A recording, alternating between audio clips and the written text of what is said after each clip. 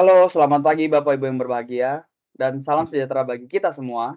Dan juga kami dari segenap panitia ingin menyampaikan terlebih dahulu, selamat menunaikan ibadah puasa untuk Bapak Ibu sekalian. Semoga di bulan puasa ini diberikan ketabahan dan juga diberikan kekuatan ya Bapak Ibu.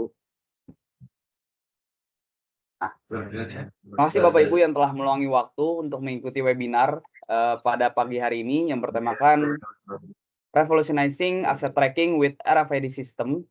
Perkenalkan, nama saya Ferdinand Wijaya, selaku MC yang akan menemani Bapak Ibu pada webinar pagi hari ini. Tapi ada baiknya dulu nih, saya akan bertanya dahulu, apa kabar Bapak Ibu sekalian? Apa kabar Pak Chandra? Yuk, baik Ferdinand. Ibu Elsa, apa kabar? Baik, Halo Pak Ferdinand. Dimas, apa kabar? Puasanya lancar Baik, ya? baik, alhamdulillah. Ya, untuk Bapak Ibu sedikit informasi ini, Bapak Ibu kita akan ada pengisian form regis yang ada di kolom chat, dan juga nanti ada form feedback yang bisa diisi sesuai dengan pengalaman Bapak Ibu yang merasakan selama acara berlangsung. Dan juga bagi Bapak Ibu yang belum mengisi link registrasi juga boleh dicek di kolom chat. Dan soalnya kita ntar ada memiliki door prize sebesar voucher GoPay sebesar 500.000 untuk 5 peserta yang beruntung. Dan sertifikat untuk seluruh peserta yang hadir hingga akhir sesi acara. Jadi pastikan Bapak Ibu juga mengikuti acara ini sampai akhir ya. Nah, terkait ketentuan dari event ini, yakni dimohon Bapak Ibu untuk menyalakan kamera dan mematikan mikrofon selama acara webinar berlangsung. Dan peserta diperbolehkan menyalakan mic hanya saat sesi tanya jawab. Nah, bagi Bapak Ibu yang belum memiliki background, boleh nih dipakai backgroundnya, soalnya nanti kita di akhir acara akan ada sesi foto bersama. Jangan lupa juga Bapak Ibu mengambil foto atau video berupa konten untuk posting di Instastory dan tag Instagram @myaktivo, dan juga boleh subscribe YouTube Aktivo Fixed Asset Management Indonesia, dan juga boleh juga nih follow LinkedIn Aktivo Asset Management Solution biar Bapak Ibu nggak ketinggalan oleh event-event selanjutnya dari kami. Baik, tak perlu berlama lagi, mari kita sambut pembicara pertama kita, Bapak Michael Wahyudi, selaku Product Manager RFID. Waktu dan tempat dipersilakan. Ya, selamat pagi semuanya. Terima kasih Pak Ferdinand. Terima kasih rekan-rekan semuanya, Bapak Ibu. Kita mulai acara hari ini, mungkin saya awal. Silakan Pak Ferdinand, lanjut Pak.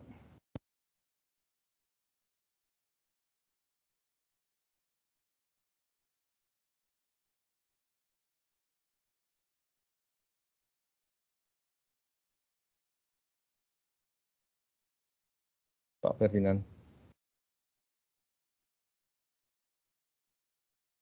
Oke, kita langsung aja.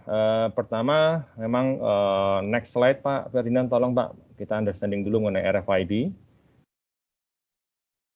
Oke, apakah RFID itu? Jadi RFID yang hari ini mungkin kita sedang diskusikan adalah radio frekuensi identifikasi data menggunakan frekuensi UHF yang memang sudah diatur untuk keperluan bisnis dan sudah diatur di seluruh dunia. Begitu juga dengan aturan dari Kominfo mengenai frekuensi yang ada di Indonesia. Jadi memang komponennya nanti akan disebutkan di belakang. Yang menarik bahwa rata-rata penggunaan radio frekuensi identifikasi data sudah cukup banyak. Jadi memang untuk penerapan di aset memang jadi sangat baik dan bagus sekali. Next slide, Pak. Oke. Ini adalah komponen dari RFID solution. Pertama, disebut dengan RFID tag. RFID tag adalah dari chip beserta dengan antenanya. Bentuknya cukup beragam, dari stiker, kemudian hardtag, bisa juga disesuaikan dengan kebutuhan, contoh untuk di ban, begitu juga dengan untuk yang keperluan di metal, itu adalah RFID tags yang memang sudah cukup banyak dan juga beragam dari bentuk dan keperluan.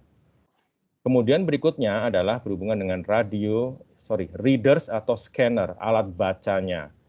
Alat baca itu bisa mobile, bisa juga fixed reader, bisa juga dalam bentuk USB scanner UHF RFID reader, artinya menggunakan kabel.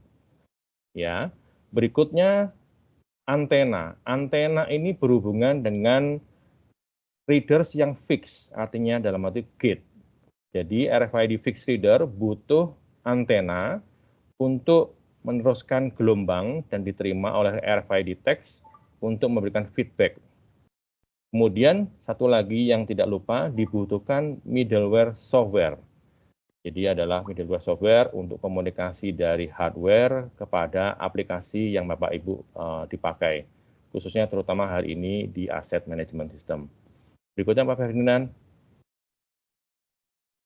Ya, jadi bentuk-bentuknya tadi saya sebutkan, RFID tag bentuknya cukup beragam, dari stiker dan lain-lain, memang kami juga punya. Kemudian juga readers, sekarang bentuknya adalah bisa seperti smartphone, ada juga yang gun, begitu juga dengan tablet.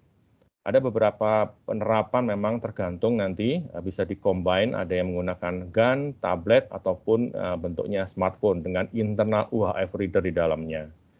Antena modelnya cukup banyak saat ini, antena yang untuk industrial outdoor, begitu juga yang modelnya gate seperti yang untuk di retail, itu juga sudah ada. Tak lupa middleware software untuk komunikasi dengan aplikasi. Lanjut Pak Ferdinand. Ya, ini adalah prosesnya. Jadi RFID tag komponennya ada chip dan antena di dalamnya. Kemudian reader ataupun scanner ataupun fixed reader, dia akan menggerakkan gelombang, mengirim gelombang, diterima oleh chip, kemudian dipantulkan. Kembali diterima oleh reader, sehingga prosesnya adalah secara di background menggunakan gelombang sangat cepat. Karena ini kita membicarakan masalah pasif RFID. Kemudian diteruskan dengan middleware dan ngobrol juga dengan application software. Konsepnya seperti ini. Lanjut Pak Ferdinand. Apa sih keuntungannya RFID untuk aset manajemen? Pertama adalah efisiensi. Bahwa proses pembacaan aset-aset itu sangat cepat dan akurat.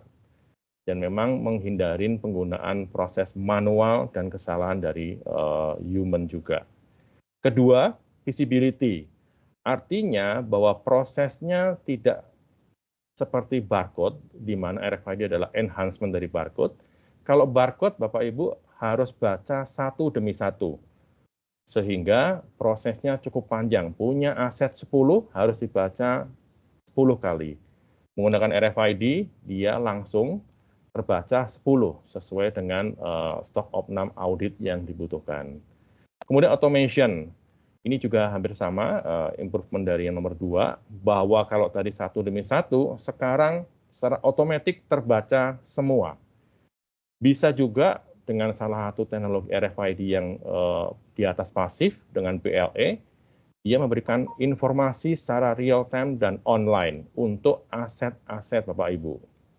Security artinya RFID, ID di dalamnya heksadesimal, Bapak Ibu bisa melakukan proses writing untuk membuat lebih secure terhadap data-data aset di tempat Bapak Ibu.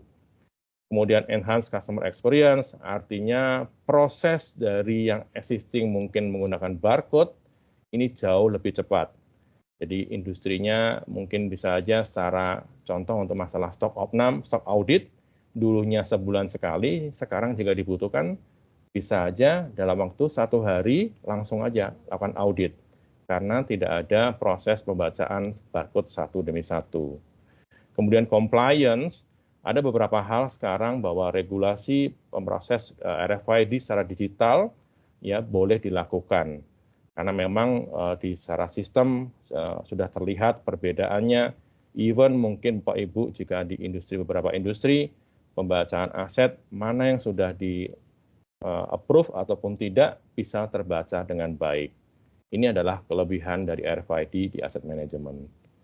Oke, ini adalah case study successful implementation. Contohnya kalau di manufacturing industry adalah Contoh untuk tracking palet, aset palet secara automatically. Biasanya kan palet rata-rata dilakukan ID dengan cat ataupun mungkin dengan label. Sekarang palet plastik bisa diinjek RFID ataupun ditempelkan RFID sehingga proses untuk tracking penggunaan in-out dan stock of non-palet bisa terjadi dengan baik. Kemudian finished good traceability, artinya bahwa bisa aja finished good-nya diberikan RFID chip untuk proses lebih counting lebih cepat. Sehingga proses stock of non juga bisa dilakukan dengan lebih cepat. Bisa juga untuk employee ataupun visitor monitoring di manufacturing. Di retail sektor, mungkin Bapak Ibu yang mungkin ibu-ibu, mungkin Bu Sofi, Pak Chandra biasanya sering ke Uniqlo kayaknya. Ya Pak ya. Di mana proses dia adalah automatic self payment karena di hang tag-nya ada label chip RFID sehingga orang langsung bisa melakukan transaksi tanpa ada orang di kasirnya. Mereka masukin ke basket, di counting automatically, kemudian langsung connect ke mesin edisi. Di healthcare banyak sekali sekarang untuk kondisinya kebutuhan untuk find atau search dokumen. Ya, kemudian untuk di industri linen saat ini juga bisa untuk membuktikan bahwa mungkin spray baju dokter habis operasi karena takut kena infeksius, dengan adanya chip ini secara automatically bisa diidentifikasi dengan cepat. Kemudian kalau pasien monitoring biasanya gelang pasien hanya label, sekarang bisa ditampilkan dengan chip juga. Di transport logistik ya banyak sekali yang industri yang menggunakan ini. Mungkin untuk fast stock taking, untuk finish good-nya.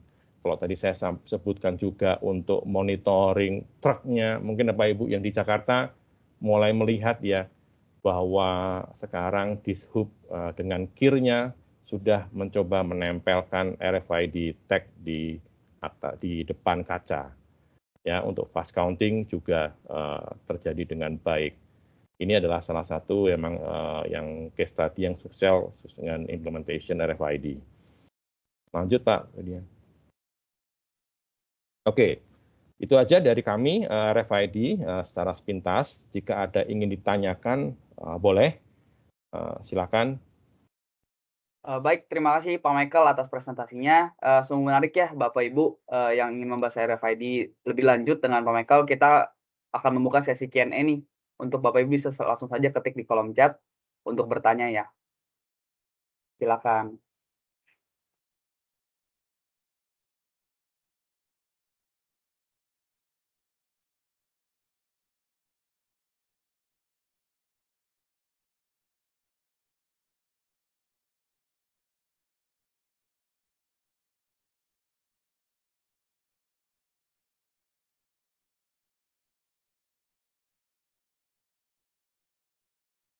Pak Michael, ada pertanyaan nih Pak Michael. Oke, iya Pak. Nah, yang nanya namanya kayak saya nih, Ferdinand juga nih. Sejauh mana RFID bisa menjangkau aset itu secara bersamaan dalam jangka waktu berapa lama juga? Oke, saya jawab satu-satu atau dibaca dulu nih semuanya nih Boleh, Pak Ferdinand? boleh Pak, boleh langsung dijawab nggak apa-apa. Oke, jadi Pak RFID itu kalau tadi yang saya sharing berhubungan dengan RFID pasif Pak, artinya memang dari RFID tag-nya tidak ada baterai. Jadi artinya memang jangkauannya komponennya kan tadi kan RFID tag dengan RFID reader Pak. RFID reader punya reading range rata-rata kalau yang standar gun aja bisa up to 15 sampai 20 meter Pak ya. Terus kemudian RFID tag-nya sendiri sebenarnya juga punya kemampuan. Semakin kecil RFID tag, artinya jarak bacanya semakin pendek. Nah, kalau Bapak menanyakan sejauh mana RFID bisa menjangkau aset itu bersamaan, contoh Pak, dalam satu ruangan Bapak mungkin ada IT equipment, kemudian ada office equipment, baik kursi, meja, kemudian kalau IT mungkin ada proyektor, ada monitor besar, dan server atau mini PC whatever. Jadi kita tempelkan sesuai dengan kebutuhan Pak. Kalau memang tadi metal, kita carikan label anti metal. Kemudian kalau office equipment aja bisa menggunakan label yang standar. Kita udah ada experience, begitu buka pintu menggunakan gun, kita secara detail untuk stok opnam terbaca secara otomatis Pak, jaraknya kurang lebih 3-4 meter. Itu secara bersamaan terbaca Pak, arahnya seperti itu. Demikian Pak Ferdinand, atau mungkin baik, Pak Ferdinand sudah terjawab ya? Ini saya lagi nanya diri sendiri ya. Ya nanti kalau misalnya belum terjawab boleh ditanyakan lagi. Ini kita lanjut pertanyaan kedua dari Pak Ainul Bisri ya. Bagaimana keamanan dan privasi dijaga dalam penggunaan sistem RFID untuk pelacakan aset juga? Dan apa keuntungan utamanya menggunakan sistem RFID dalam pelacakan aset dibandingkan metode lain? Dan apakah ada batasan nih atau tantangan yang harus diatasi dalam menggunakan sistem RFID untuk pelacakan aset? Oke, terima kasih Pak Ferdinand. Ya, terima kasih untuk Pak siapa ini? Pak Ainul ya. Ya, Pak. Jadi kondisinya seperti ini Pak, bahwa proses RFID ini untuk keamanan datanya karena memang dia radiofrekuensi UHF, frekuensi 800 Pak, beda dengan frekuensi access point yang mungkin biasa dipakai 2,4 atau 5. Jadi sebenarnya lebih mengerucut Pak, tidak sama dengan frekuensi yang lain. Itu pertama. Kedua, masalah security, sebenarnya RFID tag bawaan dari manufacturing sudah ada hexadesimal numbering Pak. Yang memang dari manufacturing sudah ditanyakan, biasanya kalau mau order, mau satu hexadesimal number atau running number dari hexadesimal. Ya Pak ya, itu kedua. Terus kemudian ketiga, secara proses sebenarnya hexadesimal tersebut juga bisa diproses tulis ulang Pak, untuk lebih Bapak membuat lebih secure, bahwa saya maunya adalah lebih spesifik, saya bisa bikin kode sendiri untuk diri saya sendiri, karena ada beberapa pertanyaan pasti, wah hexadesimal di dunia bagaimana, jangan-jangan hampir ada yang sama nih. Nah itu berhubungan sama security Pak, memang lebih detail nanti teknis itu Pak prosesnya. Terus kemudian juga RFID ini prosesnya tadi enhancement dari barcoding Pak rata-rata. Jadi kalau barcode Bapak harus baca satu demi satu. Kalau RFID pasif Bapak tidak perlu baca satu demi satu, tapi langsung scan Pak. Semuanya kebaca secara otomatis. Itu dengan proses tadi menggunakan pasif. Tapi kalau memang ada produk aset-aset tertentu yang Bapak ingin tracking sampai ke arah movement, itu juga ada solusi RFID-nya juga. Jadi memang perlu dibikin suatu kategori barang-barang apa yang ingin di-tracking. Terus kemudian based on dari valuable atau functional atau memang fixed aset Pak. Itu sangat penting. Jadi memang kategori ini bisa membuat suatu beberapa solusi yang terpisah Pak. Jadi kita combine dengan Activo Asset Management, semuanya menjadi satu. Terus kemudian batasannya memang benar Pak. Radiofrekuensi ada kelemahan terhadap metal dan air, liquid lah. Tapi metal sudah bisa diantisipasi Pak. Jadi label RFID tag sudah punya label yang disebut dengan anti metal, di mana sebenarnya di dalamnya dia ada suatu shielded supaya tidak terpengaruh jika ditempelkan ke dalam benda-benda metal. Kemudian juga dengan liquid. Liquid sebenarnya sudah ada beberapa tricks and tips Pak, supaya prosesnya tidak selalu tertempel di back end-nya adalah liquid.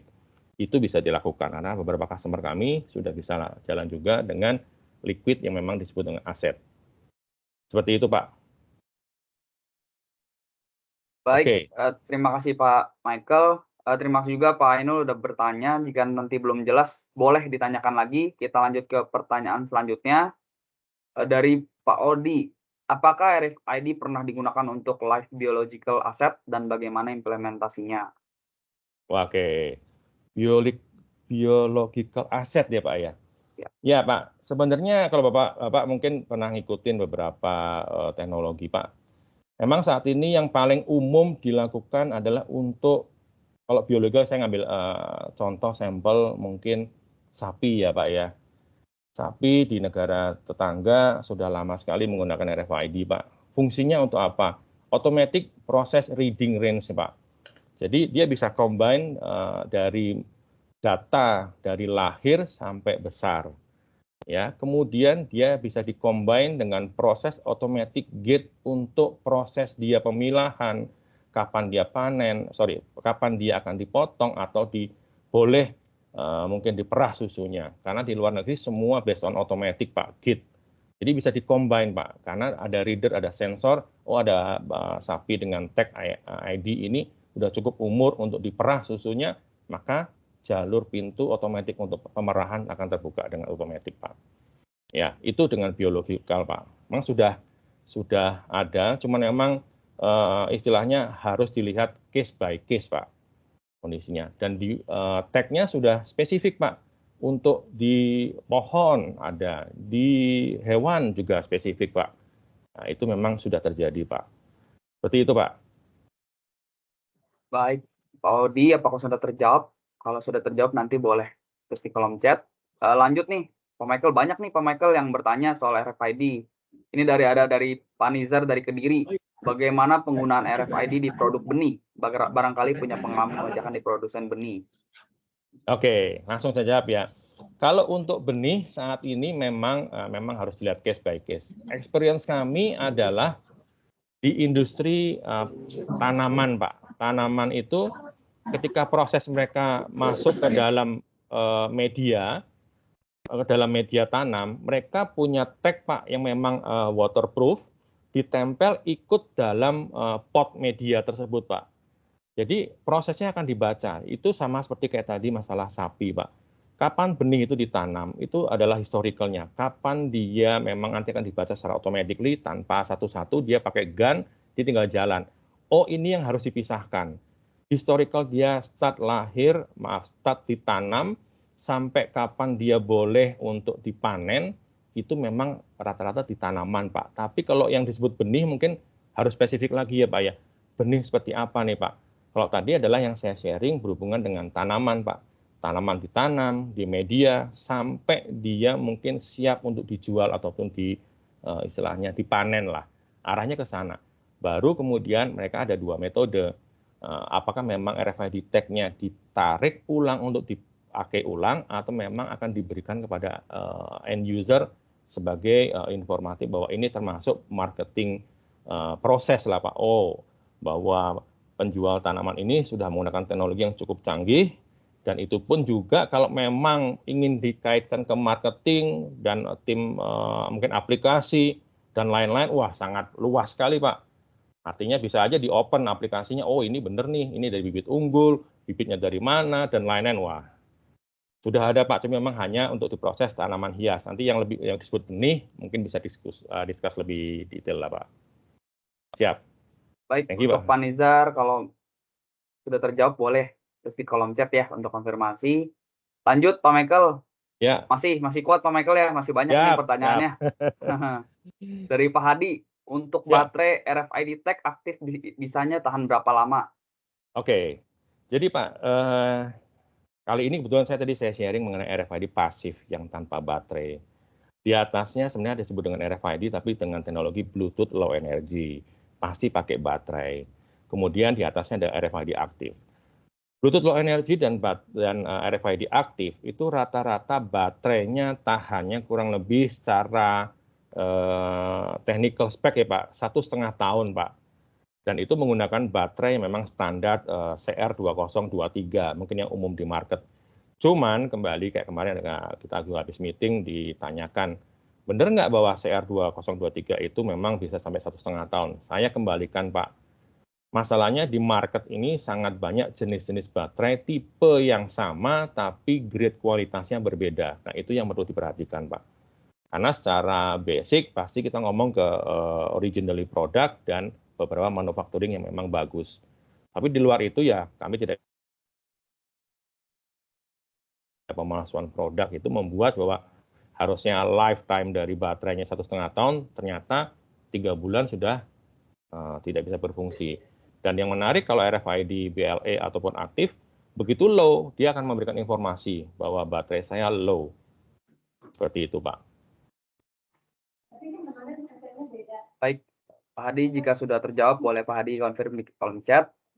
Lanjut, Pak Michael dari Pak Tommy Saputra, Multikan Perkasa. Tadi disebutkan sukses implementation salah satunya di manufacturing industry. Dan contohnya employee monitoring. Bisa dijelaskan yang dimaksud employee monitoring seperti apa?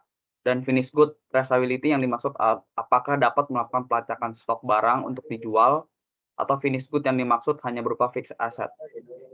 Oke, ya Pak.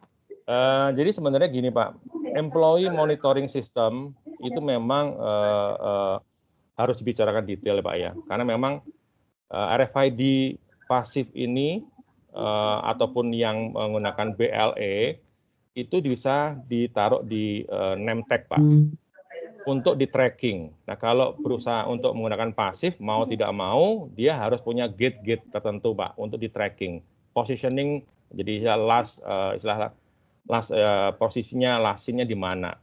Tapi kalau menggunakan BLE dengan kondisi radius untuk melakukan tracking. Sebenarnya ini adalah case di salah satu customer bahwa mereka ingin tahu ada berapa banyak sih secara real time orang-orang itu di manufacturing, di pabrik, di office, ataupun mungkin di kantin Pak. Tapi kembali ke arah SOP, apakah memang mau di tracking semua secara real time? Karena biasanya orang itu akan ngomong masalah, oh ini masalah security HSE nih, safety employee gitu Pak. Itu bisa Pak. Ya. Terus kemudian masalah finished good traceability. Tergantung Bapak, finished good-nya seperti apa Pak. Contoh Bapak dalam kardus ingin ditempel RFID tag, kemudian di tracking, proses in out-nya, begitu juga penyimpanan di dalam racking, itu possible. Tapi kadang-kadang kan, aduh kalau saya pakai label berarti terlalu banyak nih. Oke. Customer kami ada juga yang memang produknya di wrapping, Pak, dalam satu palet. Nah, di wrapping itulah mereka meletakkan satu tag RFID untuk di tracking, proses in-out dari suatu warehouse, ataupun proses pembacaan ketika ditaruh di dalam racking. Ya, dengan gun, dia kemampuannya bisa sampai 15 meter reading range, dia bisa up to sampai 6 level, Pak. Itu sudah possible dan sudah seperti itu Pak. Jadi memang bisa dikombin antara finished good ataupun aset Pak. No issue Pak. Possible Pak. Oke. Oke, kita lanjut dari Pak Kuku. Cuman pertanyaannya ini lebih ngarah ke Aktivo dan mengingatkan kepada Bapak Ibu untuk sesi ini kita ada 2 sesi. Sesi pertama dari Pak Michael untuk pembicaraan soal hardware. Nanti untuk pertanyaan ke arah software dan sistemnya itu nanti ada di sesi 2. Bersama dari produk Aktivo. Jadi untuk pertanyaan dari Pak Kuku kita tampung dulu ya, ntar kita jawab di sesi kedua. Lanjutan nih Pak Michael dari Pak Odi, apakah di Indonesia sudah pernah diimplementasikan biological asset ini spesifiknya untuk hewan? Karena nantinya untuk keperluan untuk animal welfare juga selain aset. Sebenarnya Pak, beberapa industri yang memang untuk peternakan susu, mereka sudah aktif menggunakan sistem ini Pak. Cuman memang mereka tidak akan dipublikasi secara detail, karena prosesnya mereka adalah biasanya lingkup tertutup Pak. Arahnya ke sana. Dan sebenarnya kalau mengacu bahwa di hewan, kondisinya case study itu memang lebih banyak di luar negeri Pak. Di Indonesia, kesiapan infrastruktur dan lain-lain itu memang jadi satu hal yang memang harus diperhatikan.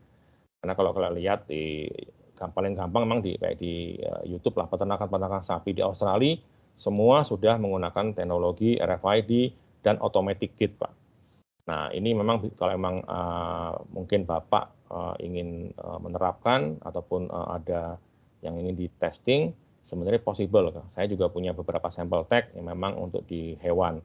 Cuman kembali ke arah prosesnya seperti apa dan progress flow-nya seperti apa, itu bisa dibicarakan Pak. Nanti tinggal kontak teman-teman, kita bisa duduk bareng, discuss mengenai teknikalnya Pak. Seperti itu Pak. Baik, Pak Odi jika sudah jelas, boleh konfirmasi di kolom chat. Sepertinya terakhir nih Pak Michael, lanjutan dari Pak Nizar. Yang saya maksud penerapan RFID di produk finished good berisi benih bijian, misal benih jagung. Itu berapa biaya investasi untuk satu set RFID? Jika dalam satu kardus FG yang berisi 400 piece, apa berarti 400 piece ini harus ditempel tag semua atau tidak? Oke. Jadi Pak, kalau ngomongin masalah benih jagung, berarti apa ada packaging-nya. Benar ya Pak ya? Nah, kalkulasinya pasti based on packaging. Ya Pak ya, packaging-nya Bapak tinggal tempelkan tag RFID, baik label ataupun yang memang saya nggak tahu packaging-nya seperti apa, untuk bisa ditempatkan label itu untuk di tracking Pak. Ya, itu pertama. Terus kalau kita ngomong investasi, waduh nanti dengan teman-teman marketing nih Pak lebih detailnya, karena kita harus menghitung total. Jadi RFID mirip dengan kalau Bapak Ibu mungkin sudah menggunakan label. Minimum of quantity ordering Bapak akan menentukan jumlah value dari nilai tag tersebut. Ya. Terus kemudian kalau diilustrasikan satu kardus berisi 400 pieces. Kembali Pak ke arah SOP Bapak. Karena di industri garment sudah terjadi. Bapak Ibu kalau mungkin udah ke Uniqlo dengan tag-nya di hang tag, mereka satu kardus, satu kodi, 20 pieces, semua finish good-nya diletakkan tag RFID. Proses bacanya mereka menggunakan gun ataupun masuk ke dalam tunnel fixed reader. Itu proven automatically terbaca satu kardus 20 pieces per kodi. Ya, itu sudah terjadi Pak. Jadi kembali ke arah SOP Bapak. Kalau memang finish good-nya diberikan RFID tag, artinya tag-nya bisa ikut ke customer, Pak. Kalau tidak, berarti Pak untuk internal proses sendiri bisa di reusable, ya kita solusinya seperti apa? Kita bisa follow SOP ataupun flow proses di internal Bapak. Mungkin lebih detail nanti bisa kontak teman-teman marketing, kita discuss Pak, technical Pak, karena memang harus menyesuaikan proses di Bapak sih Pak. Gitu Pak. Yap. Baik. Untuk Pak Nizar, jika sudah terjawab, boleh Pak konfirmasi di kolom chat. Dan sepertinya sudah cukup nih Pak Michael, sudah tidak ada yang bertanya lagi. Terima kasih untuk Bapak Ibu yang telah bertanya dan juga terima kasih pada Pak Michael atas penjelasannya. Sebelum kita lanjut ke sesi 2, mengingatkan lagi kembali kepada Bapak Ibu, untuk absen coba di isi link registrasi di kolom chat, dan nanti dari tim akan kasih. Dan nanti jika isi link registrasi tersebut bisa mendapatkan hadiah dan sertifikat dari event ini. Mengingatkan kembali Bapak Ibu, nanti tim akan mengirimkan link registrasi di kolom chat.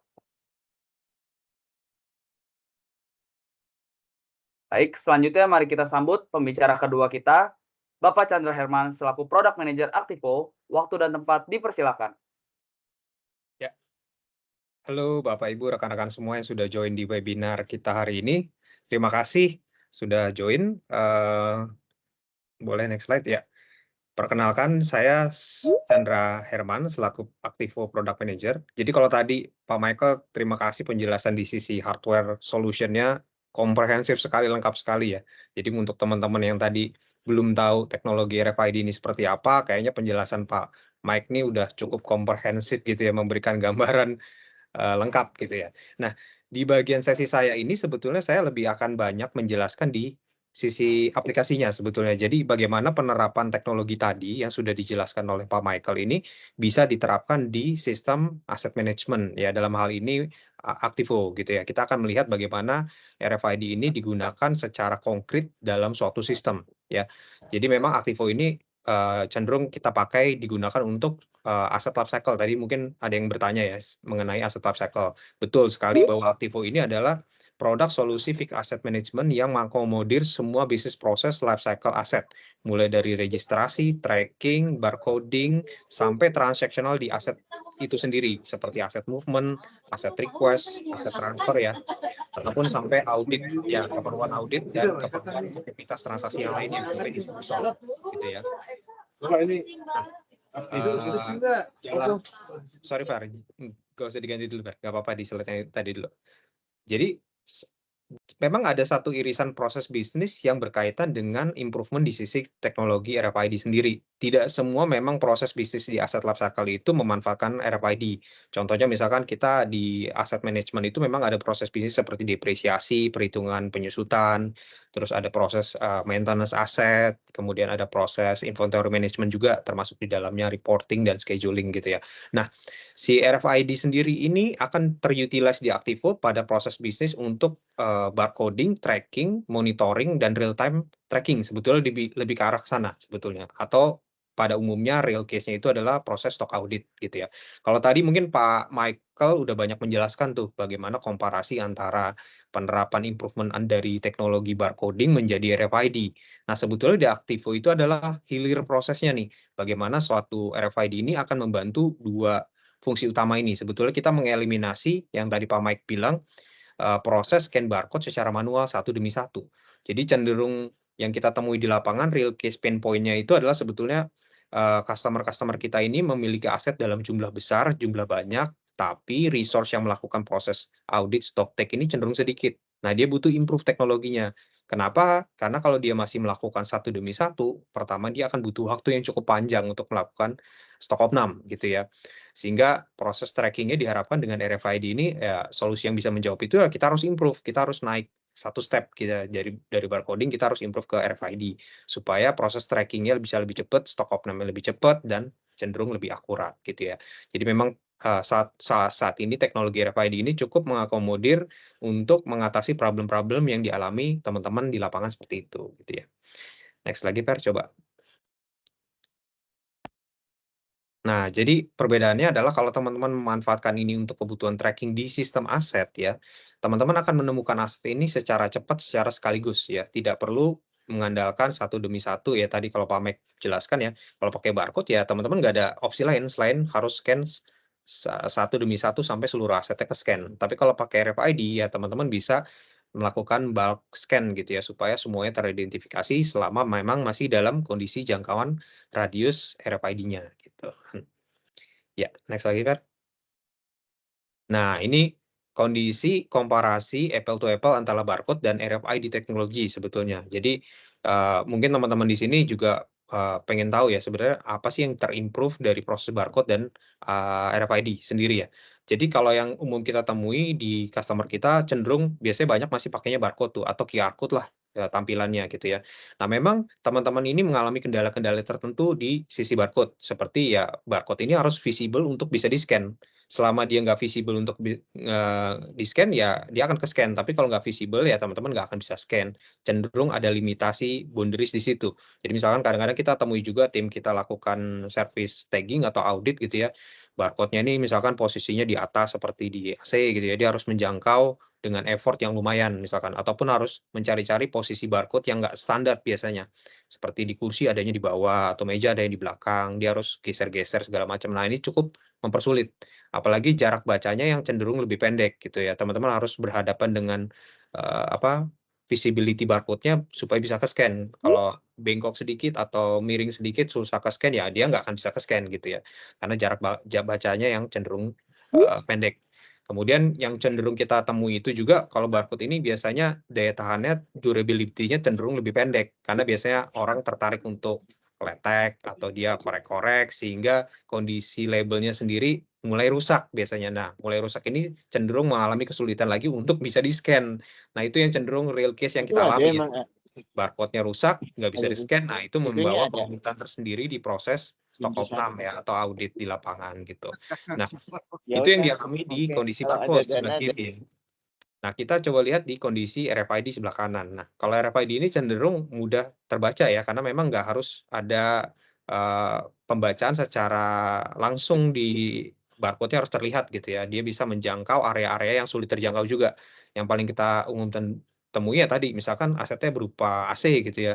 Nah, kalau barcode-nya di AC, teman-teman nggak ada pilihan lain selain naik tangga scan barcode-nya untuk bisa identifikasi. Tapi kalau pakai RFID ya cenderung membantu menjadi lebih cepat. Kita nggak perlu pakai naik-naik seperti itu contohnya.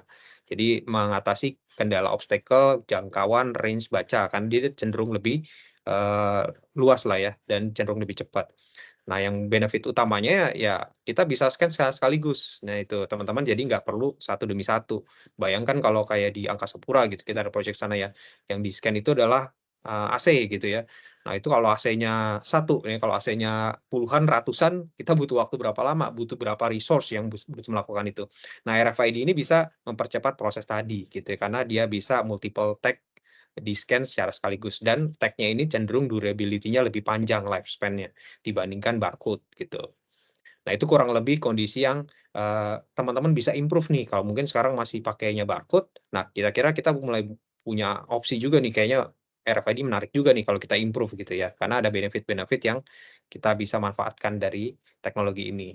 Nah, secara utilisasi sebetulnya RFID sendiri ini kalau di Aktivo itu dimanfaatkan untuk 3 keperluan utama ini sebetulnya.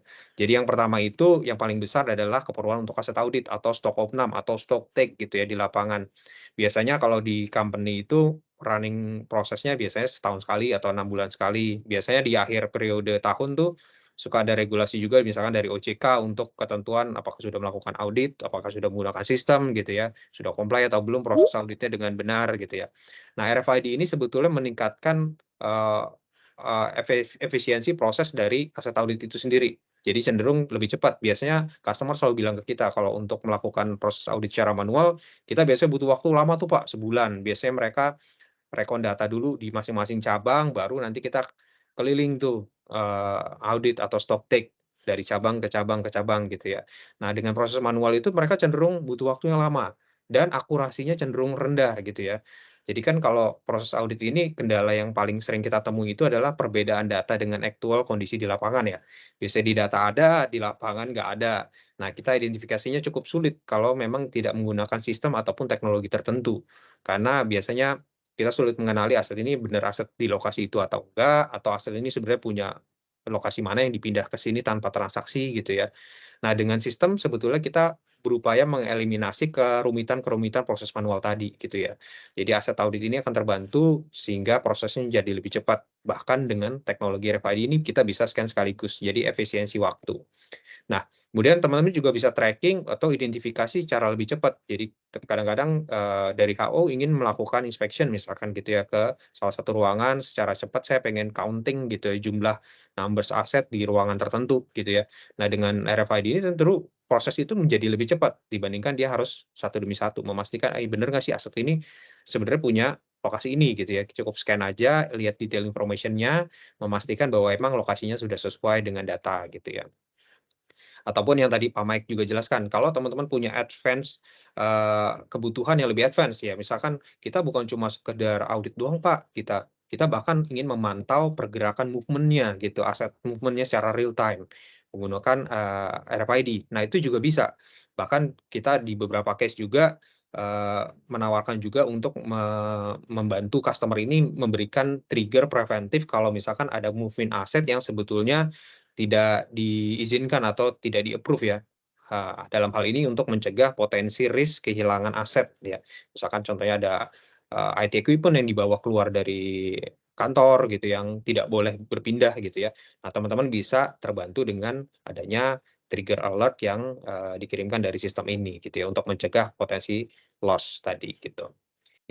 Next lagi, Fer.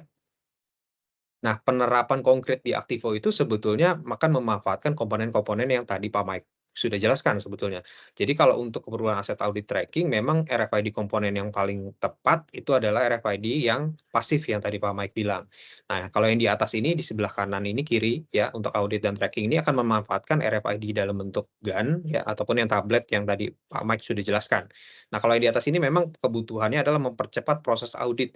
Jadi tidak lagi dilakukan satu demi satu pembacaan via barcode, tapi bisa sekaligus. Nah, cuma kalau yang atas ini tetap butuh mengandalkan human yang akan melakukan mengoperate kegiatan auditnya di lapangan. Dengan membawa GAN, Aktivo-nya sudah terinstall, nah teman-teman tinggal jalankan aplikasi kita melalui GAN-nya gitu ya, atau melalui tablet device-nya, tinggal keliling, scan gitu ya. Jadi bisa lebih cepat. Yang tadinya harus satu-satu keliling, ngecekin kursi-kursi, meja, IT, equipment satu-satu. Nah, ini cukup masuk ke ruangan, cukup scan aja. Oh, di sini ada 10, di sini ada 20. Benar nggak sesuai data dia aset yang di situ atau bukan? Nanti sistem akan membantu mengenali. Nah, itu akan mempercepat proses itu. Nah, kalau teman-teman juga ada kebutuhan yang lebih advance, itu justru yang di bawahnya ya. Jadi real time tracking dan monitoring. Nah, ini lebih membutuhkan yang fix reader statik ya seperti antena. Contohnya tadi ya Pak Mike sempat jelaskan juga ya. Jadi misalkan aset ini dibawa keluar, terdeteksi melalui gate-nya, dia akan memberikan alert atau buzzer gitu, bahwa aset ini nggak approve untuk bisa dibawa keluar misalkan, atau laptop ini. Nah, itu minimal akan mencegah potensi kehilangan aset yang tidak perlu ya, akibat ada transaksi yang tidak ada approval untuk perpindahan tadi gitu. Nah, dua hal ini yang sebetulnya inline dengan apa yang dijelaskan oleh Pak Mike di awal gitu ya. Next lagi, Fer. Nah, kita akan coba lihat bagaimana penerapannya langsung di sistem sebetulnya, supaya teman-teman bisa ada gambaran. Jadi kalau di Aktivo sendiri, sebetulnya untuk keperluan aset audit ini sudah terfasilitasi dengan Aktivo Mobile sebetulnya. Jadi aplikasi kita sendiri sebetulnya sudah multi platform. Jadi teman-teman bisa akses via web application, bisa dibuka juga di web browser di tablet, di iPad, ataupun diinstal sebagai application native ya. Seperti ini dalam hal ini contohnya yang Android application sudah ada di Play Store juga. Jadi teman-teman bisa melaksanakan kegiatan audit melalui handphone. Nanti sebetulnya kalau pakai device reader yang sebelah kiri itu, nah aplikasi kita bahkan bisa diinstal di device-nya RFID GAN-nya langsung tanpa membawa handphonenya gitu ya. Sebetulnya seperti itu. Nah ini supaya ada gambaran kita kasih previewnya dalam bentuk handphone ya. Jadi teman-teman kalau ingin melakukan audit itu sebetulnya di aplikasi kita ada transaksi aset audit. Jadi cukup diklik aja transaksi auditnya yang saya kasih checklist hijau itu. Next lagi, Fer.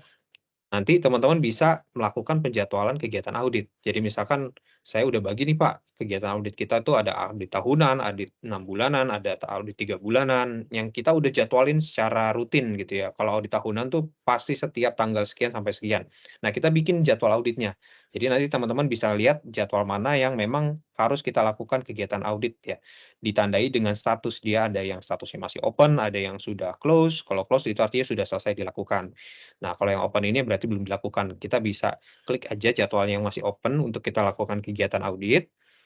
Next lagi, Fer.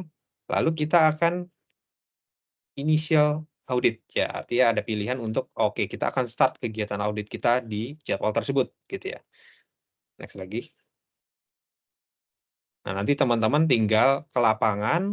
Nah, di sini disediakan di aplikasi kita ditawarkan beberapa metode sebetulnya. Metode scanning via RFID kah, atau manual via kamera kah, gitu ya. Dalam hal ini kalau misalkan nggak pakai device RFID pun masih bisa sebetulnya.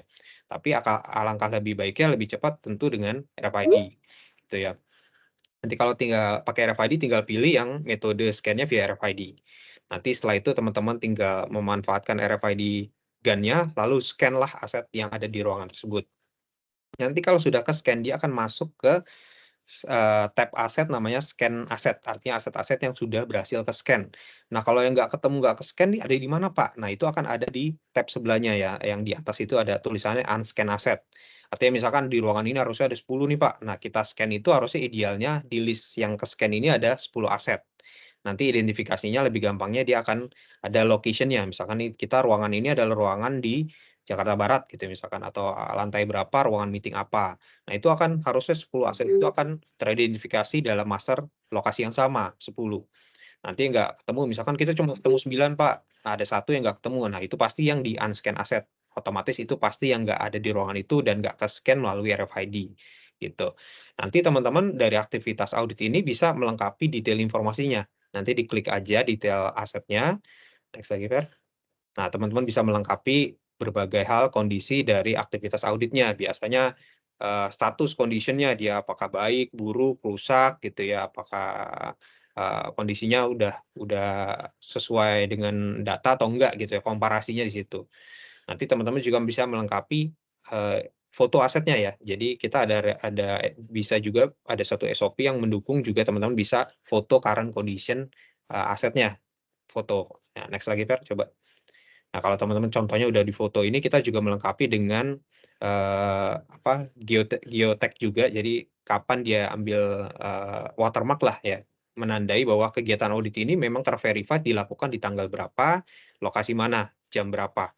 Jadi teman-teman akan menghindari fraud juga. Teman-teman audit di lapangan atau cabang itu mengakali foto asetnya itu foto lama misalkan, padahal actual condition-nya aset ini nggak ada benar-benar aktual ada di lapangan. Nah, kalau dengan sistem ini tentunya nggak bisa dilakukan. Jadi karena regulasinya teman-teman harus foto untuk memastikan kegiatan audit itu benar dilakukan di kondisi real di lapangan. Kita catat lokasinya, kita catat tanggal fotonya gitu.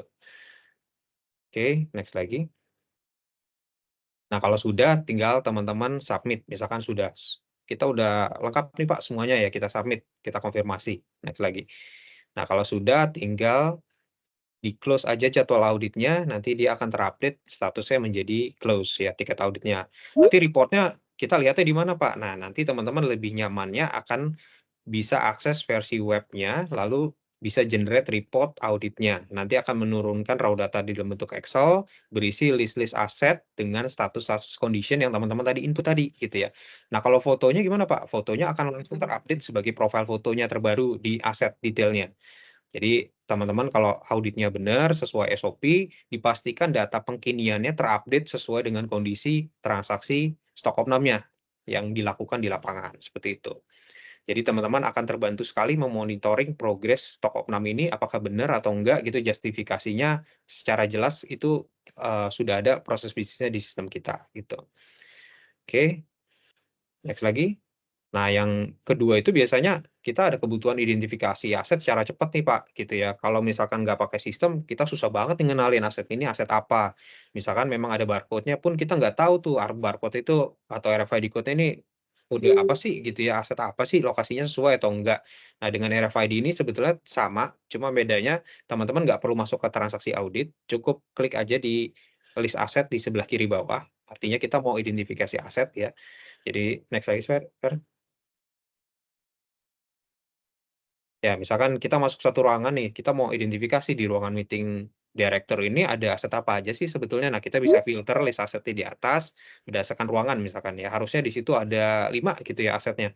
Nah, dia akan muncul 5 seperti ini, memastikan nanti pembacaannya pilih metodenya via RFID yang saya tandai hijau di situ ya. Nanti scan-nya tetap bisa via RFID GAN ya dari teman-teman gitu ya. Nanti pembacanya secara cepat gitu ya. Jadi teman-teman nggak harus masuk, nge-scan satu-satu gitu ya, memastikan atau bahkan mungkin yang umum kita temui kadang-kadang kita juga nggak bisa scan di jam-jam tertentu karena dia lagi sibuk gitu ya. Nah, kalau pakai RFID bahkan bisa mendukung proses ya nggak usah kita ganggu, kita cukup scan aja dari luar, itu pun udah terbaca dalam jangkauan radiusnya. Nah, yang unik itu memang tadi yang dijelaskan Pak Mike itu bahwa RFID ini kita catat di sistem kita lumayan lengkap datanya. Nah, kalau yang unique numbers-nya itu biasanya RFID tag number hexadecimal di sini. Contohnya yang panjang tadi nih. Sekian DBA itu. Nah, itu tag RFID number-nya. Nah, belum di-write. Tapi kalau mau di-write disamakan dengan kode barcode, kode aset, itu masih memungkinkan juga. Jadi detail informasinya akan terkandung di sistem sebetulnya datanya gitu. Next lagi, Pak. Nah, teman-teman bahkan bisa verified. Misalkan tadi, udah ada fotonya. Nah, teman-teman bisa langsung klik detailnya untuk memastikan detail informasi asetnya dengan temuan di lapangan nih, sesuai atau enggak. Oh iya benar yang saya scan di situ ada 3, saya lihat ada monitor, ya saya buka, misalkan ada printer nih contohnya. Oh ya printernya benar fotonya yang ini. Nah, kalau teman-teman lakukan cycle itu dari tahun lalu secara SOP, ada fotonya audit tahun lalu, dia akan bisa compare dengan data ini sebetulnya fotonya sesuai nggak sih, gitu ya. Kalau misalkan auditnya sudah reguler, ternyata fotonya rusak pun bisa kelihatan, oh ya bener aktualnya rusak nih fotonya kita lihat rusak gitu. Nah itu memang sistem ini membantu mengenali, mengidentifikasi secara lebih akurat tentunya gitu ya, dengan proses bisnis yang terbantu dengan tentunya dukungan teknologi RFID ini gitu. Nah, kemudian kalau real time tracking gimana Pak diimplikasi di Aktivo-nya gitu ya. Jadi kalau memang secara RFID kita terbantu sekali untuk mengenali perpindahan lokasi pembacaan dari movement satu titik ke titik lain selama terbaca dalam jangkauan reader-nya gitu ya. Nah, di Aktivo itu implikasinya terbesar teman-teman bisa memonitoring pergerakannya dalam bentuk monitoring data peta ya atau data lokasi lah lebih tepatnya. Jadi kalau di kita itu real time location ini kan menggambarkan aktual aset yang ada di lokasi itu. Ya, ada dashboard, ada contohnya ini widgetnya bentuknya location ya. Jadi ada Jakarta Barat misalkan ada 2001 di situ angkanya. Nah, kalau pakai RFID real time tracking, aset ini berpindah dan memang ter-approve gitu ya perpindahannya, dia otomatis akan menambah perubahan data antar lokasinya. Jadi misalkan di Jakarta Barat nambah 1 nih dipindah gitu ya. Ya otomatis nanti kalau teman-teman buka dashboard ya informasi real time location Jakarta Barat jumlah counting asetnya akan bertambah gitu ya. Sesuai real aktual di lapangan aset itu benar-benar memang dipindah gitu ya dari satu titik ke titik yang lain gitu ya. Nah, teman-teman bisa monitor langsung dalam bentuk dashboard gitu ya. Dan ini sebetulnya masih open kalau teman-teman mau modifikasi sesuai keperluan di masing-masing customer ya. Memang keperluan dashboard monitoring ini kan cukup unik di masing-masing industri gitu ya. Nah, ataupun pemanfaatan di sisi kedua ini, biasanya untuk yang preventive loss, kita kadang suka ketemu customer itu berupaya, "Pak, bisa nggak di sistem itu membaca data juga untuk security tracker alert ya?" Misalkan ada aset-aset tertentu yang sebenarnya nggak boleh dipindah nih, Pak. Nah, kebetulan terbaca di reader-nya ini bahwa aset ini tidak boleh berpindah, harus ter-alert gitu ya user. Nah, memang by default di sistem kita akan kirimkan dalam bentuk email notification sebetulnya. Nah, sebetulnya nanti notifikasi ini pun kita bisa tampilkan di dashboard dalam bentuk listing alert ya, nanti bisa di-custom.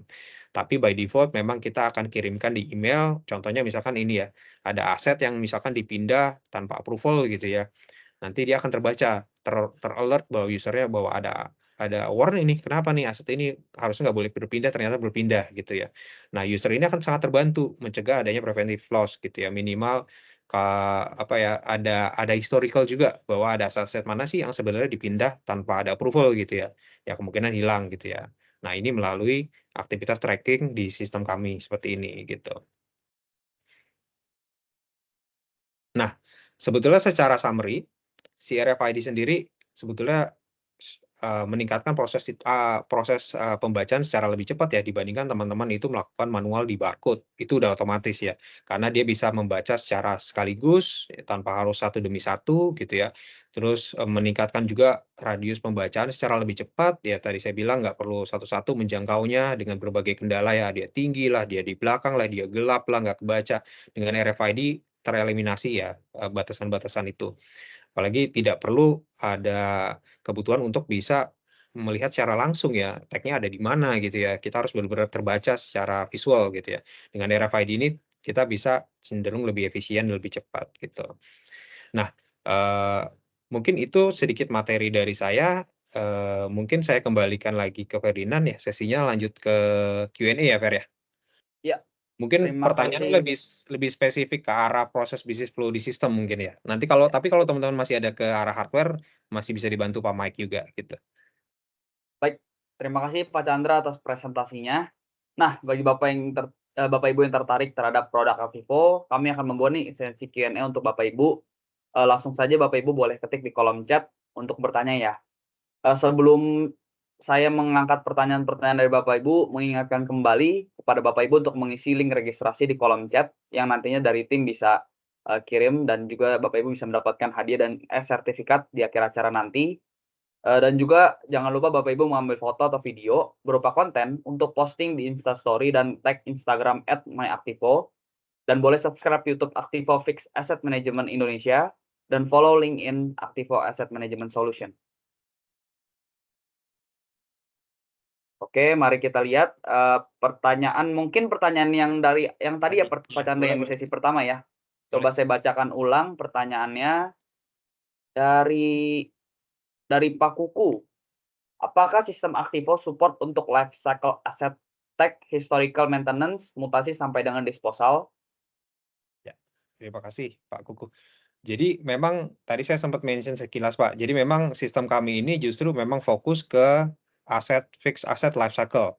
Jadi sistem ini akan dimanfaatkan untuk keperluan mulai dari registrasi, identifikasi dalam bentuk tagging, baik itu barcode ataupun RFID code, tag gitu ya, sampai dengan transaksi-transaksi yang melekat di aset dalam siklus hidupnya, ya, baik itu ditransfer, dimutasi, kemudian di maintenance, ya, sampai dengan dia berakhir umur ekonomisnya, kita lakukan transaksi disposal. Tentu juga melekat berbagai juga aktivitas seperti approval, dia ada approval atau enggak setiap transaksi ini. Sampai juga bisa dimanfaatkan untuk divisi seperti accounting, kalau mau menghitung nilai penyusutan depresiasinya pun kita sudah ada modul depresiasinya sekaligus. Jadi secara umum aplikasi kita pada umumnya digunakan oleh 3 divisi ya. Yang paling besar tentunya GA yang bertanggung jawab atas aset, kemudian divisi maintenance biasanya untuk kegiatan perawatan perbaikan aset, dan divisi yang ketiga ini divisi finance biasanya untuk menghitung nilai penyusutan aset. Gitu. Oke, baik. Untuk Pak Kuku, jika sudah terjawab, boleh dikonfirmasi di kolom chat. Kita lanjut ke Pak Odi. Izin bertanya, Activo ini apakah ada experience untuk integrasi dengan Oracle NetSuite? Oke, baik Pak. Jadi sebetulnya pertanyaannya menarik ya. Terima kasih Pak Odi ya. Jadi Activo ini sudah open API, kita memang ada modul API integration Pak. Jadi yang pada umumnya kebutuhan saat ini ya current condition, kita banyak sekali diminta integrasi ke sistem ERP. Jadi baik itu SAP, kemudian Microsoft Dynamics biasanya gitu ya. Cuma memang Oracle kita belum pernah, Pak. Tapi memang secara case study kita, ya best practice kita sebetulnya nggak jauh berbeda. Jadi yang umum kita alami itu adalah kita diminta integrasi untuk end-to-end proses bisnis ke ERP, baik proses procurement ataupun accounting. Yang umum terjadi itu adalah mereka mau ada automation terjadi dari aset sebetulnya. Jadi proses awalnya itu akan diawali dari procurement. Nah, biasanya procurement itu akan memanfaatkan salah satu modul di ERP, baik itu di Oracle atau ya SAP ataupun Navision. Nah, maunya mereka saat PR, PO, GR, receive sebagai aset, itu maunya terdaftar otomatis di Activo, karena sebetulnya aset lifecycle-nya dikelolanya di Activo. Nah, itu kita biasanya integrate ke proses bisnis itu, ya supaya teman-teman tuh nggak ada proses ekspor import manual lagi nih. Wah, pakai sistem 2 sistem berbeda, ntar saya kerjanya nambah nih, uploadin data ulang gitu ya. Enggak, kita bisa bikin automation terjadi di sana. Ataupun kita manfaatin lagi di proses hilirnya, Pak. Jadi misalkan setelah terregister dari procurement receive, ya aset itu akan dikelola cycle-nya di Activo. Di-tagging lah, di-transfer lah, diidentifikasi, dimutasi, di-disposal, didepresiasi. Nah, kita juga bisa integrate ke proses accounting-nya untuk proses penjurnalan biasanya. Jadi Activo kadang diminta untuk menyediakan data jurnal untuk kita posting ke buku besar atau general ledger di sistem accounting di SAP kah ataukah di Dynamic kah gitu ya. Nah, itu juga bisa. Nanti kita ada proses integrasi lanjutan ya dari yang pertama itu akuisisi aset, integrasinya yang kedua ini posting jurnal gitu. Tapi memungkinkan, Pak. Baik, terima kasih untuk Pak Odi yang setelah bertanya, nanti boleh konfirmasi Pak jika sudah terjawab. Lanjut Pak Chandra dari Kovertinan, mau tanya apakah dalam penggunaan sistem Activo ini dengan menggunakan RFID bisa diedit sesuai dengan yang existing barang tersebut pada saat melakukan stock opname? Oke, terima kasih. Maksudnya mungkin gini ya, Pak ya. Jadi misalkan ditemukan kondisi yang mengharuskan adanya perubahan data pada saat kegiatan stok opnam ya. Jadi memang yang tadi saya jelasin, Pak, jadi kondisi kita lakukan stock take atau stok opnam di lapangan gitu ya, cenderung yang umum kita temui itu adalah perbedaan data dengan aktual. Jadi kalau teman-teman secara SOP memperbolehkan mengupdate, teman-teman silakan bisa langsung masuk ke detail informasi asetnya lalu diupdate sesuai current temuan di lapangan. Contoh misalkan yang tadi kan saya masih case-nya misalkan condition status, misalkan maintenance statusnya rusak, ya teman-teman bisa update. Oh ternyata lokasinya nggak sesuai, Pak. Di scan ini harusnya lokasi Jakarta Barat, ke scan yang lokasinya Bandung.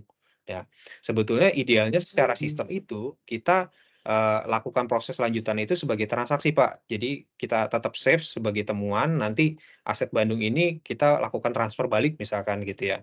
Tapi sebetulnya kebuka satu opsi juga, teman-teman bisa masuk ke detail barang yang Bandung yang di-scan itu, lalu edit condition location-nya. Mau di-update ke kondisi lokasi sekarang atau enggak. Nah, kalau mau di-update, teman-teman bisa langsung update lalu save sebetulnya. Gitu. Nah, sebetulnya kita buka dua opsi itu. Nanti bisa disesuaikan sesuai kebutuhan teman-teman. Jadi apakah dari aktivitas stock take actual di lapangan itu diperbolehkan secara SOP itu untuk mengupdate current information di detail informasi asetnya, ataukah itu tidak boleh ya? Jadi harus tetap dilaporkan sebagai temuan, nanti transaksi lanjutannya baru dilakukan setelahnya gitu. Kira-kira seperti itu, Pak. Ada lanjutannya nih Pak Chandra. Lalu seberapa besar storage dalam sistem Activo ini khususnya dalam menggunakan RFID, mengingat bahwa setiap aset yang tadi diinfokan ada foto-foto dari aset-aset tersebut? Oke, storage ya. Jadi sebetulnya Pak, kalau storage itu dalam hal RFID itu sebetulnya tidak berhubungan Pak. Jadi RFID itu kan hanya membantu proses pembacaan datanya. Tapi kalau storage fotonya itu akan tertampung di sistem, tergantung dari kapasitas servernya. Jadi kalau Activo itu kan sebetulnya punya beragam skema. Jadi kalau yang on-premise, kita install di server klien, berarti storage itu akan memanfaatkan storage di server teman-teman. Tapi kalau pakai yang cloud kita, ya otomatis akan memanfaatkan storage penyimpanan data di server cloud kita, gitu. Nah, itu tergantung, Mbak. Jadi kalau secara sistem itu kita berupaya juga mengefisiensikan proses foto yang jumlah besar ya. Biasanya ada proses pertama itu optimisasi proses reducing sizing foto ya. Kalau sekarang kan biasanya foto tuh jumlahnya gede-gede itu Pak, handphone sekarang. Nah, sistem ini akan secara optimal juga mereduce batasan maksimal jumlah compressing dari size fotonya.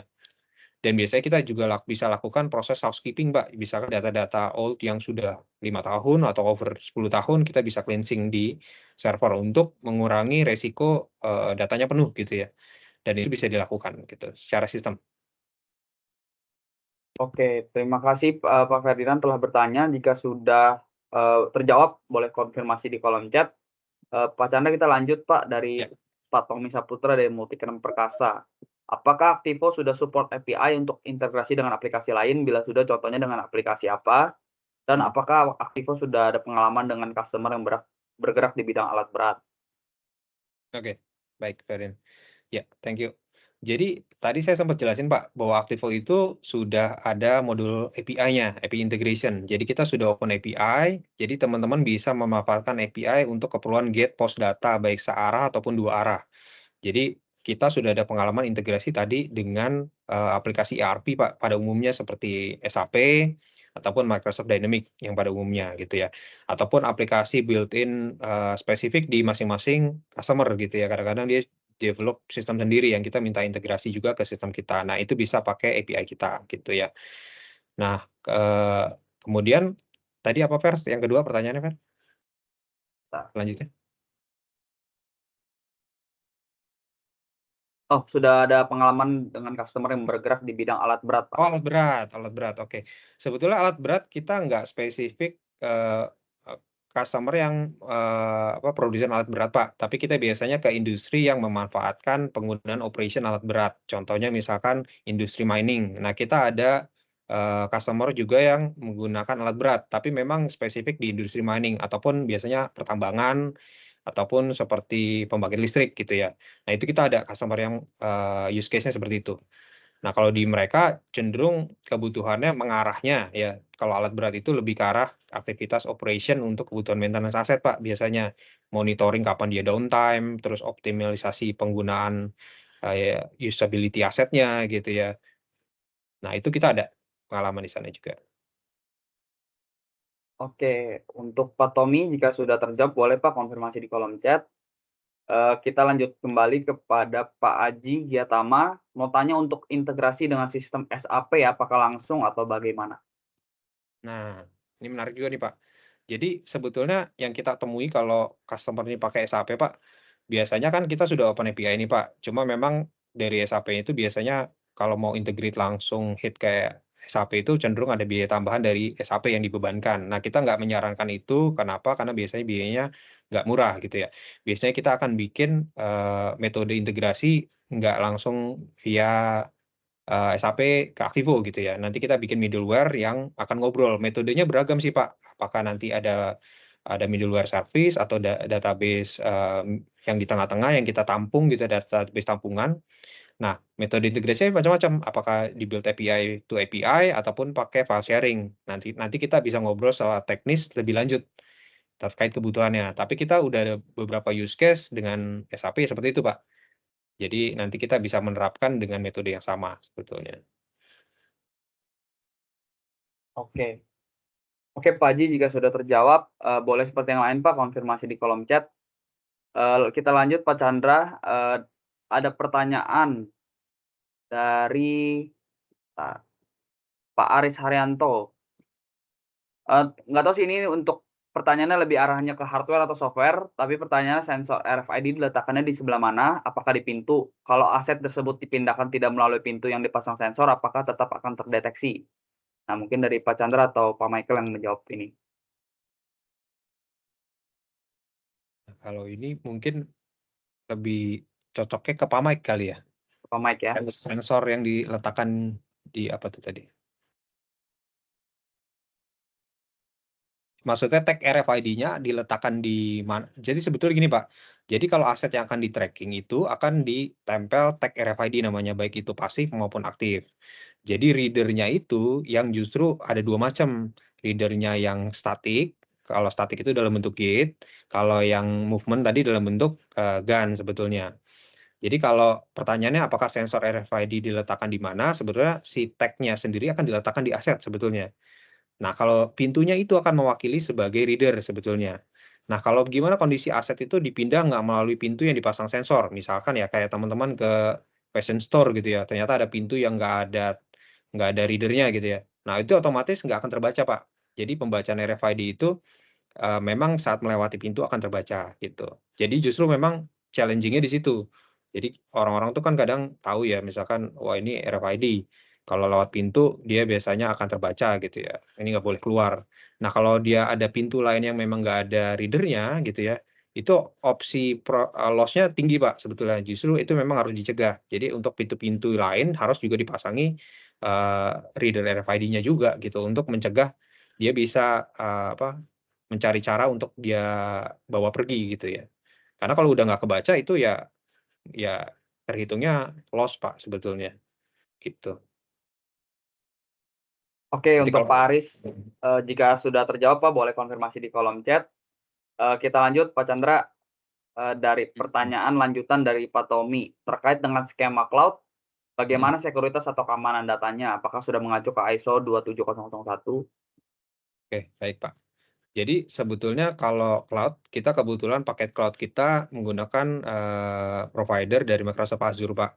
Jadi memang nggak exactly persis mengakomodir ISO tertentu, tapi kita memang mengikuti standar security yang diterapkan di Microsoft sebetulnya sejauh ini, gitu. Nanti kalaupun ada teman-teman membutuhkan misalkan ya, ada compliance regulatory security level tertentu, nanti mungkin kita bisa diskusikan lebih lanjut, Pak, bagaimana ISO ini bisa diterapkan. Tapi jawaban saya saat ini ya, memang kita masih menggunakan standar security yang diterapkan di Microsoft Azure saat ini kita ya. Oke, terima kasih Pak Chandra. Mungkin untuk sekarang pertanyaan ke Aktivo belum ada Pak, cuman ada beberapa pertanyaan arah mungkin ke Pak Michael, mungkin ke arah hardware ini pertanyaannya. Silakan, Mbak, boleh. Oke, mohon sebentar, Pak Michael, ada pertanyaan nih Pak dari Pak Juhairi Mumin. Mohon maaf agak tertinggal, mau tanya untuk jangkauan RFID ini berapa meter Pak? Oke, terima kasih Pak Ferdinand, Pak Juheri. Tadi mungkin sudah saya share Pak bahwa komponen utama itu kan adalah tag dan reader Pak. Jadi kalau saya mengambil satu case bahwa mobile reader, gun, itu reading range-nya bisa up to 15 meteran Pak. Tapi memang kembali ke RFID tag-nya. Kalau RFID tag-nya memang yang standar size rata-rata, itu bisa sampai kurang lebih 8 sampai mungkin 8 meteran ya, 6 sampai 8 meter lah. Tapi kalau memang label asetnya RFID itu small, kecil Pak, itu reading range-nya akan mau nggak mau jadi turun Pak. Average sekitar 3 meteran lah. Nah itu memang harus dikondisikan. Jadi memang kita harus lihat environment-nya seperti apa, kayak di ruangan meeting lah, ruangan meeting kan mungkin 5x5, artinya ada barang-barang aset di dalamnya, dengan reading range 3 meteran mungkin cukup. Jadi emang bisa disesuaikan Pak, begitu Pak. Oke, untuk Pak Juhairi, jika sudah terjawab boleh konfirmasi di kolom chat. Lanjut Pak Michael, pertanyaan dari Pak Gumelar, apakah RFID tag ada rentan terhadap perusahaan fisik seperti retakan atau pecah? Oke, terima kasih Pak Ferdinand, Pak Gumelar. Jadi kalau lihat RFID tag secara fisik ada beragam tadi Pak ya. Kalau kita ngomongin stiker, memang artinya stiker itu juga bisa rusak Pak. Mungkin disengaja dipotong di sisi antenanya atau dipukul dari chip yang di tengahnya, mau tidak mau rusak. Tapi juga ada yang memang material RFID tag-nya dari ABS ataupun plastik keras. Nah, itu biasanya untuk proses di kayak palet ataupun outdoor proses untuk aset. Jadi memang sarannya seperti itu. Memang kalau dia sengaja dipukul tetap pecah, Pak. Karena memang mau tidak mau shield pelindungnya pasti akan pecah sehingga terkena kepada chip berikutnya. Tapi kembali juga kalau memang Bapak butuh yang memang keras dan memang itu materialnya keramik, ya, ada juga Pak. Jadi artinya benar-benar dihancurkan sengaja baru rusak. Karena keramik sudah keras dan juga tahan suhu mencapai mungkin kurang lebih hampir 200 derajat.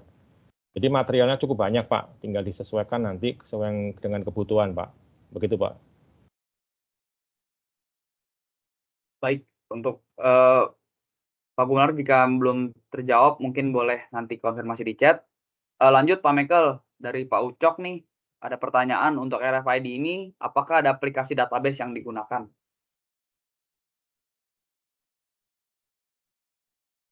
Mungkin ini berhubungan tadi saya jelaskan ya Pak ya. Sebenarnya kalau radio frekuensi ini kalau dia modelnya USB, artinya kita langsung seperti keyboard yang barcode, artinya bacanya one by one.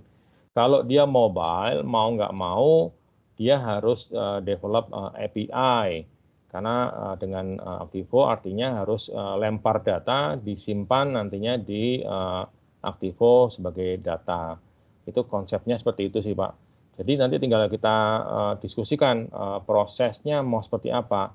Atau memang Bapak memang hanya mau baca saja, terus kemudian disimpan di dalam contoh. Ya, saya nggak tahu apakah secara Excel kemudian baru di-upload juga possible Pak. Arahnya begitu sih Pak. Thank you. Baik, Pak Ucok, jika sudah terjawab Bapak boleh konfirmasi di kolom chat ya Pak. Mungkin ada pertanyaan lagi dari Bapak Ibu? Boleh dilontarkan kepada tim dari Activo, boleh dari tim RFID ke Pak Michael.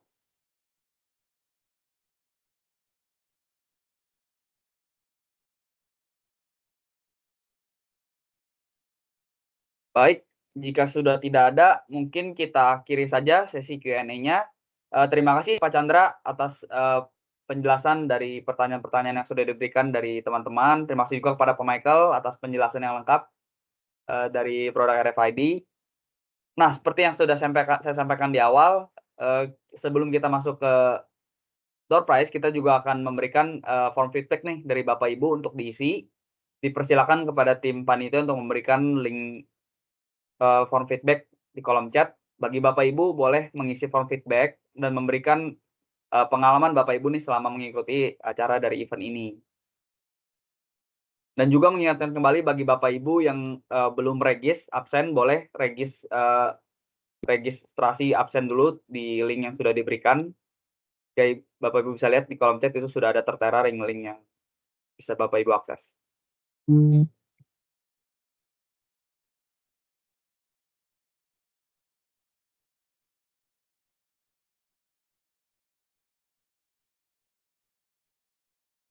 Baik, mungkin dari tim panitia boleh share screen barcode-nya untuk form feedback.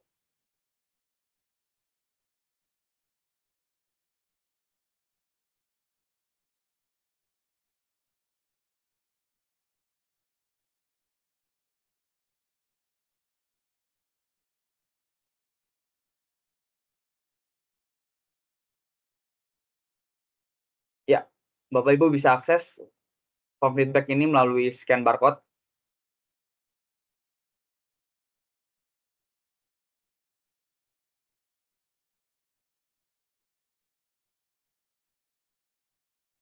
Jika sudah boleh diisi sesuai pengalaman Bapak Ibu selama mengikuti event ini.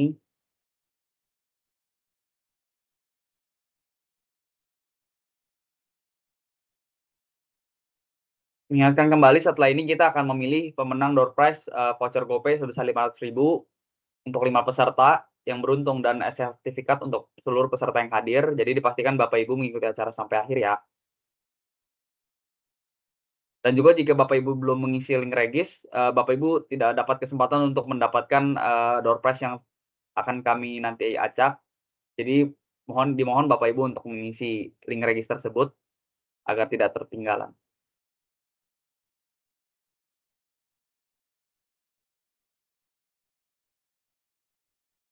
Baik, mungkin sudah semua untuk mengakses barcode-nya. Dipersilakan juga untuk dari tim panitia untuk menampilkan spin wheel.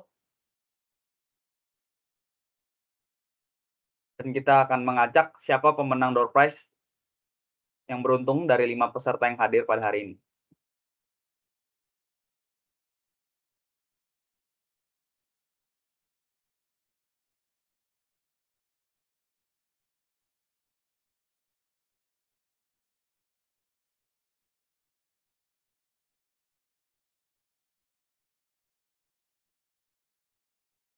Oke. Ini berbentuk spin wheel, nanti kita acak siapa yang dipilih akan menjadi pemenang pada hari ini.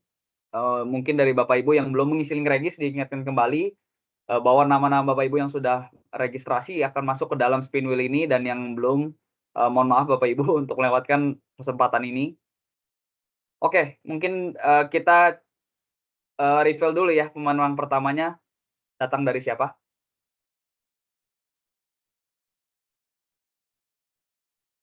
Mungkin dari tim panitia boleh langsung di-spin untuk pemenang pertamanya.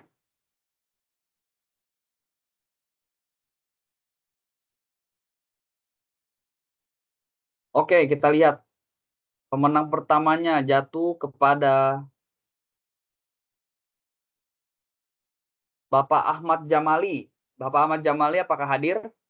Bapak Ahmad, boleh konfirmasi di kolom chat, Pak. Nanti dari tim bisa langsung kontak Bapak sesuai dengan data yang telah diisi di link regis. Bapak Ahmad Jamali. Oh, hadir. Oke. Selamat ya, Pak, atas keberuntungannya nih mengikuti acara ini. Lanjut, kita ke pemenang kedua. Mari kita spin.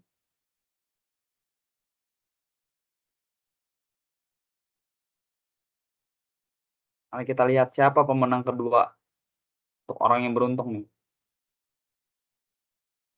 Iya, Bapak Fahri Pamungkas. Apakah hadir, Pak? Boleh konfirmasi, Pak, di kolom chat, Bapak Fahri Pamungkas. Bapak Fahri Pamungkas, selamat Pak atas kemenangannya. Hadir, oke. Nanti dari tim akan dikontak Pak untuk pemberian hadiahnya. Baik, kita remove dulu nih. Kita lihat siapa orang beruntung yang ketiga yang memenangkan hadiah door prize dari event ini.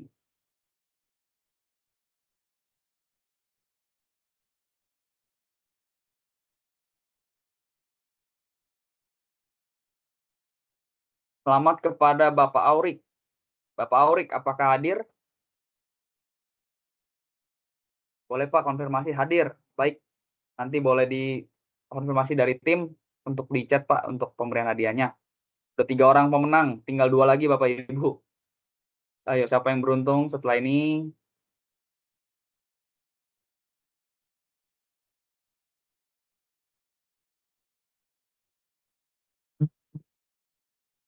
Bapak Teguh Abrianto.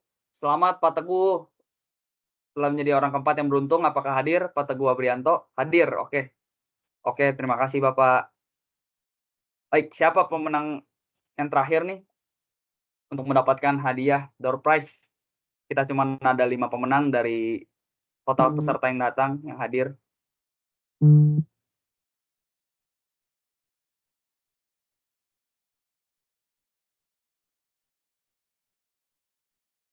Oke, dari Ibu ya, Ibu Alivia Faradita Fedli. Apakah hadir? Hadir, oke. Berarti sudah terkumpul 5 pemenang dan peserta yang beruntung. Terima kasih Bapak Ibu yang telah hadir. Maaf yang masih belum mendapatkan kesempatan. Mungkin dari Bapak Ibu bisa ikut nanti di event-event selanjutnya untuk mendapatkan kesempatan lebih, mendapatkan door prize yang diberikan. Mungkin dari tim nanti akan mengkontak Bapak Ibu untuk mendapatkan hadiah.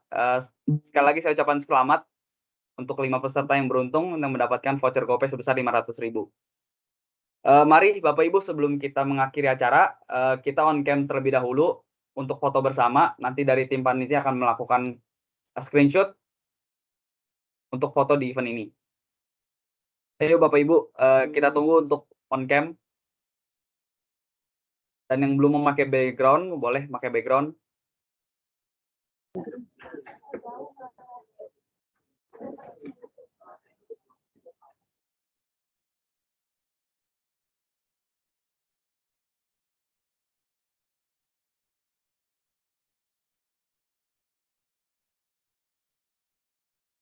Oh ya, untuk Bapak Ibu yang tadi menang, supaya tidak bingung, voucher 500.000-nya itu untuk 5 peserta, jadi 500 dibagi 5 ya Bapak Ibu, bukan satu orang 500.000. Itu untuk konfirmasi untuk Bapak Ibu yang tadi menang.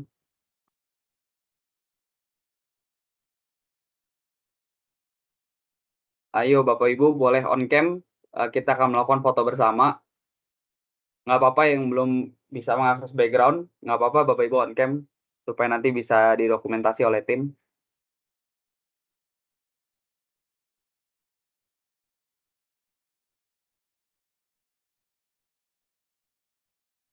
Sudah ada, wah sudah banyak nih. Berapa nih? Kan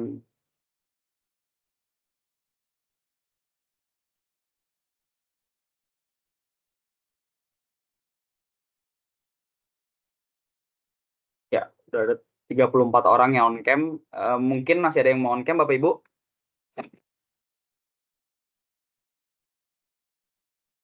Boleh kita lakukan dokumentasi bersama.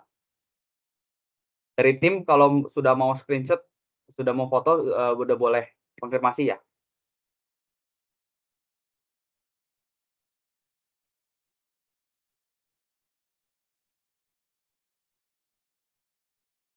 Bagaimana, Kak Giska? Oke, dimulai ya screenshotnya. Oke. Semua senyum Mulai ya. bergaya Bapak Ibu. Oke, 1, 2.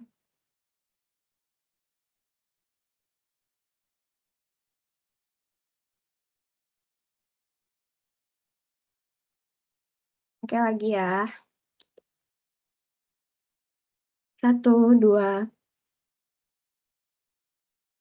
Oke, udah. Terima kasih. Oke, terima kasih Kak Giska, terima kasih Bapak Ibu yang sudah on cam. Jangan lupa juga Bapak Ibu mengambil foto atau video berupa konten untuk posting di Instastory dan tag Instagram @myaktivo. Dan jangan lupa juga subscribe YouTube Aktivo Fixed Asset Management Indonesia dan juga bisa follow LinkedIn dari Aktivo Asset Management Solution. Tidak terasa sudah kita sudah berada di penghujung webinar pada hari ini. Terima kasih kepada Bapak Ibu atas perhatiannya dan telah mengikuti acara pagi hari ini. Terima kasih juga kepada Pak Chandra dan Pak Michael atas knowledge dan informasi yang telah diberikan. Terima kasih atas jawaban atas pertanyaan-pertanyaan dari peserta yang hadir pada hari ini. Dan tidak lupa juga terima kasih kepada seluruh panitia event yang telah membantu dan mendukung keberlangsungan acara pada hari ini. Semoga acara hari ini memberikan kita pengetahuan baru atas pentingnya sistem RFID dalam revolusi pengecekan aset. Dan saya Ferdinand Wijaya selaku MC pamit undur diri. Dan tak lupa juga kami mengucapkan selamat melanjutkan ibadah puasanya Bapak Ibu dan sampai jumpa di event Aktivo selanjutnya. Terima kasih. Terima kasih. Terima kasih semuanya. Terima kasih semuanya. Terima kasih semuanya. Selamat puasa. Thank you. Dadah. Selamat bertambah. Izin live.